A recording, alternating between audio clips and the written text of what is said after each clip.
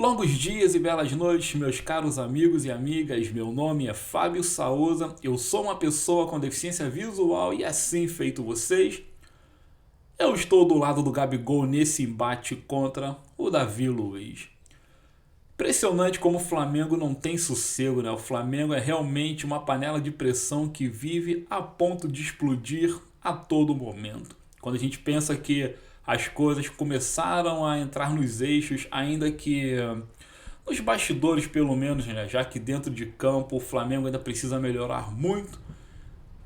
Acontecem notícias de assim, formação de grupos, jogadores que estão pendendo para um lado, jogadores que estão pendendo para o outro, atletas discutindo com membros da comissão técnica, enfim. Então, é uma coisa de maluco o dia a dia do Flamengo. Antes de falar um pouco deste imbróglio envolvendo aí o Gabigol e o Davi Luiz, quero falar uma coisa sobre alguns atletas veteranos que fazem muito sucesso no futebol europeu, mas que é provável estarem dando adeus ao velho continente. A temporada na Europa já está chegando ao fim, os principais campeonatos já têm seus campeões definidos.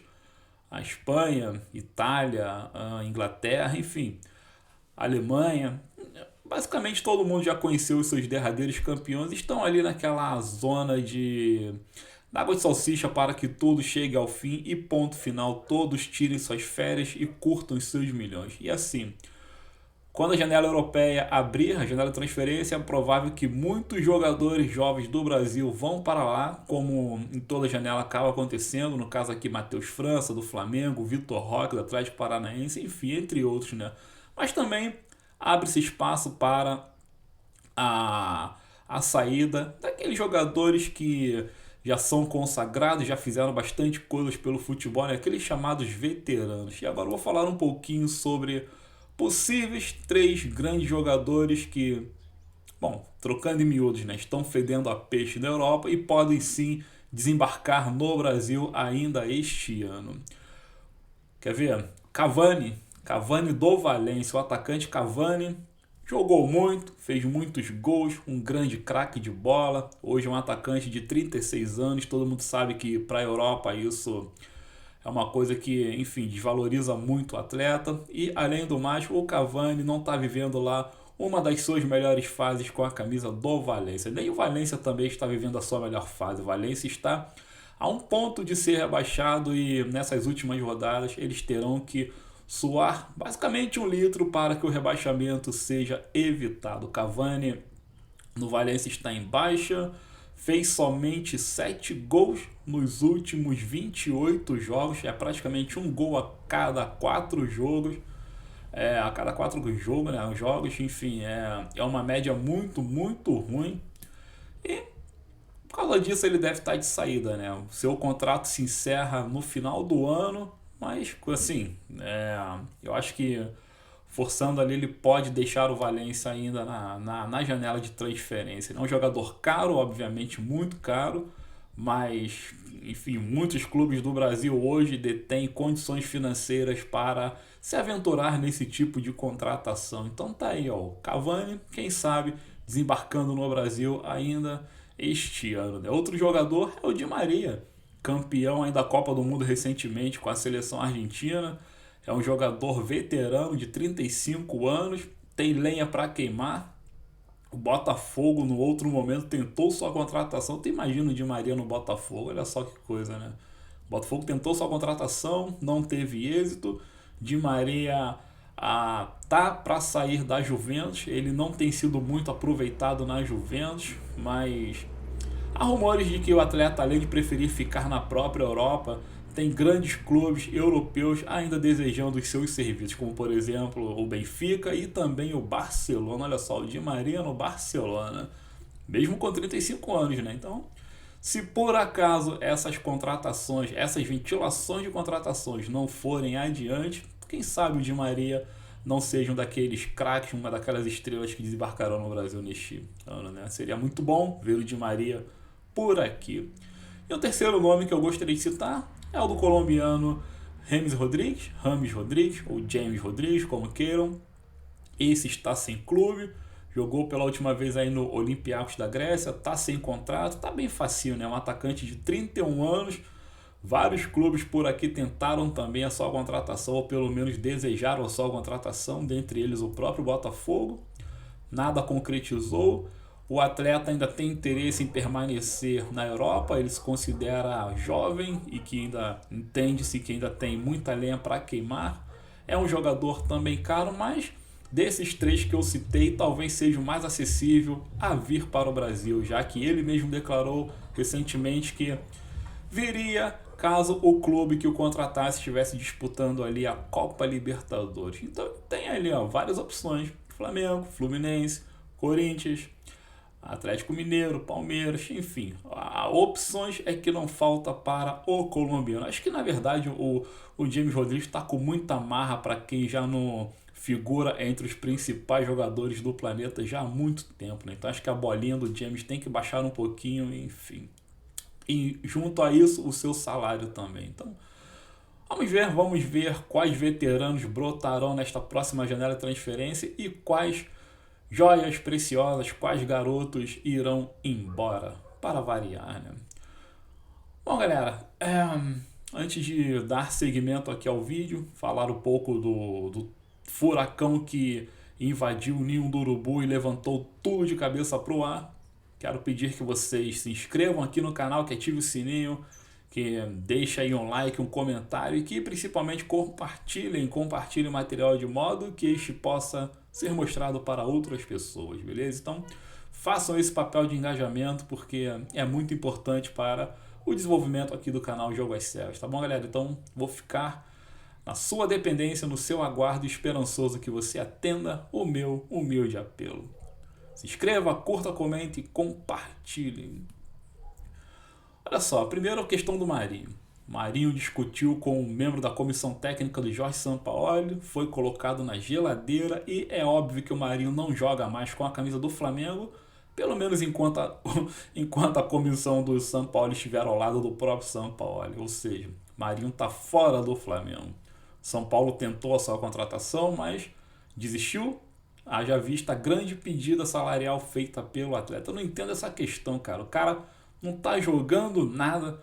O cara tá ali comendo e dormindo às custas do Flamengo. O cara não é desejado por nenhum torcedor do rubro-negro. O cara arrumou confusão com a comissão técnica, rompeu ali a questão da hierarquia e ainda me tem a pachorra de pedir um salário altíssimo para jogar em outro clube. E outra coisa, pediu que caso o São Paulo não tivesse caixa para pagar o seu salário, que o próprio Flamengo arcasse com parte dos seus ganhos. Olha só, o Flamengo pagar para ele jogar no São Paulo. Ah, Marinho, porra, Marinho, fala sério, cara.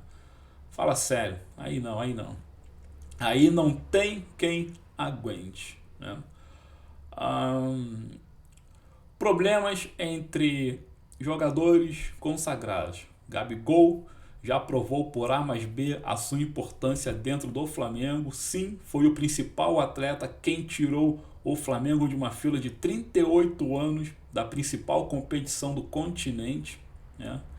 Muitos torcedores torcem para o Flamengo, mas nunca viram o Flamengo ser campeão da Copa Libertadores, até o Flamengo de 2019 dar o ar da graça, e deste elenco o Gabigol foi praticamente o principal atleta ao lado do Bruno Henrique e também do Arrascaeta e Everton Ribeiro, quarteto mágico, o quadrado sensacional, né?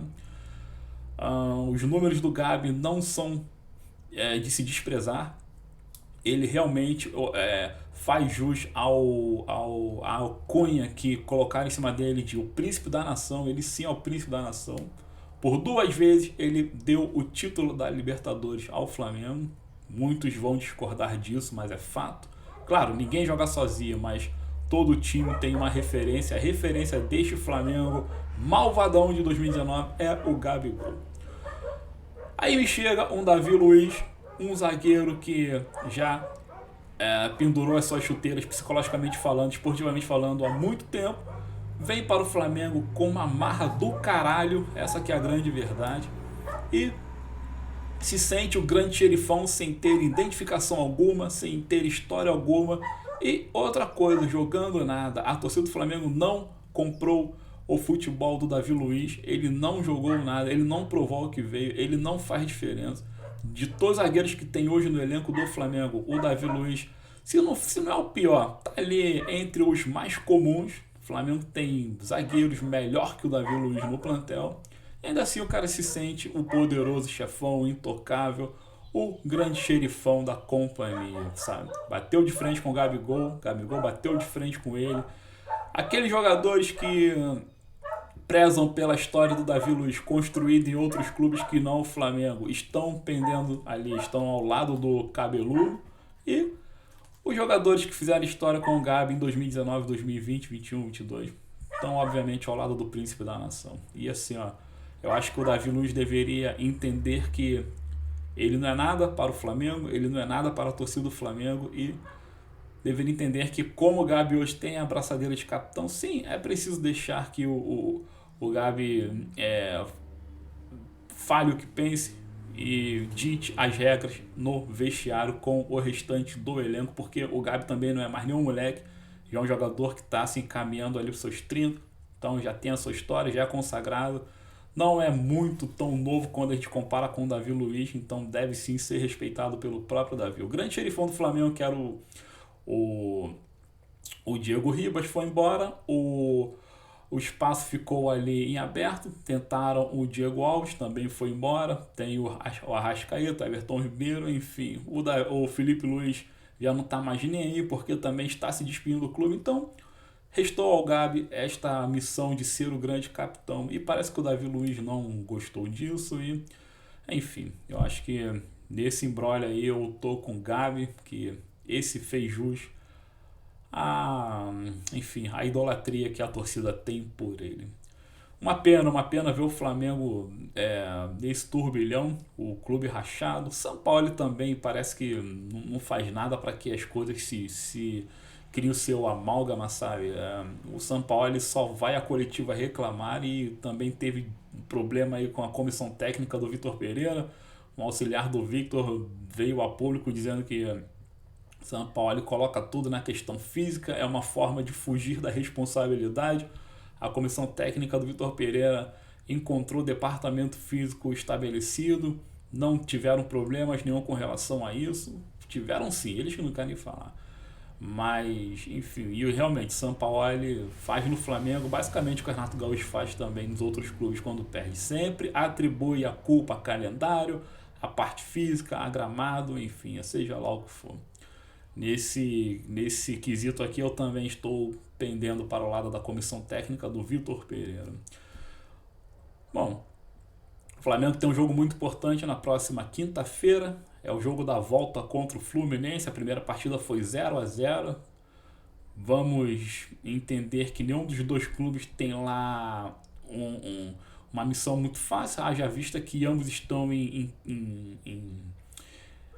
queda, né? O futebol de ambos está em queda, o Fluminense vem caindo, o Flamengo vem caindo, então não tem nem como apontar um favorito, né? Mas acho que o psicológico do Flamengo está muito abalado por conta disso tudo. O elenco rachado não é bom para ninguém. Enfim. Antes de ir embora, quero convidar a vocês a assistirem aí o short que eu publiquei hoje cedo. Eu conto a história do Mazzaropi, goleiro vascaíno da década de 70, que é simplesmente o goleiro recordista que mais ficou em campo sem levar gols. Foram 1.816 minutos, a história dele está lá, história muito bonita. A gente quando pega esses números de recorde pensa sempre que vem lá da Europa, né? Um goleiro inglês, um goleiro alemão, não. O goleiro que mais ficou em campo sem levar gols consecutivamente falando foi o querido goleiro vascaíno Mazzaropi. Então convido a vocês a assistirem lá o vídeo. O YouTube não notifica a edição do short, então é preciso que vocês selecionem aqui a aba e deem uma olhadela, beleza, galera? Então é isso aí.